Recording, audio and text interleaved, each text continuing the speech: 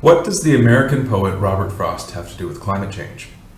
Frost ends his famous poem, The Road Not Taken, with these lines. Two roads diverged in a wood, and I took the one less traveled by, and that has made all the difference. I'm not a literary critic, so my goal is not to examine Frost's writing or intent. What I do want to raise is a concept which Frost puts forth here, that the decisions that we make today will affect what our lives look like in the future.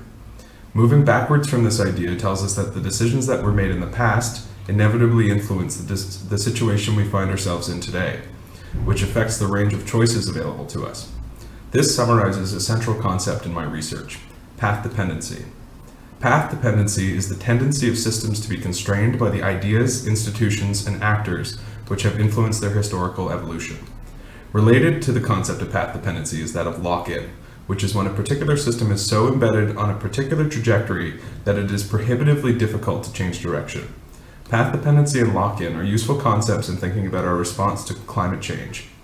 In order to reduce our greenhouse gas emissions, we need to rapidly transition from an energy system based on a carbon-intensive fossil fuel economy to a system based on renewable and sustainable energy. Transitioning our economy to a low-carbon trajectory is not an easy feat.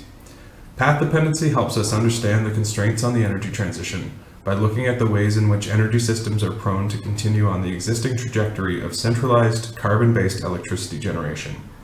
There are physical components to path dependency, such as the infrastructure like coal plants for electricity generation and the transmission lines which carry it around a territory.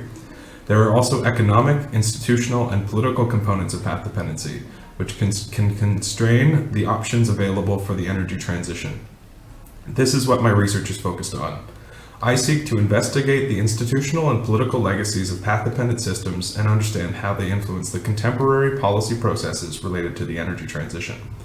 I will collect data through qualitative methods such as interviews and documentary analysis and look at path dependency in 3 case studies: the United Kingdom, Denmark, and the province of Ontario in Canada, all of which have their own complicated legacies related to energy policy.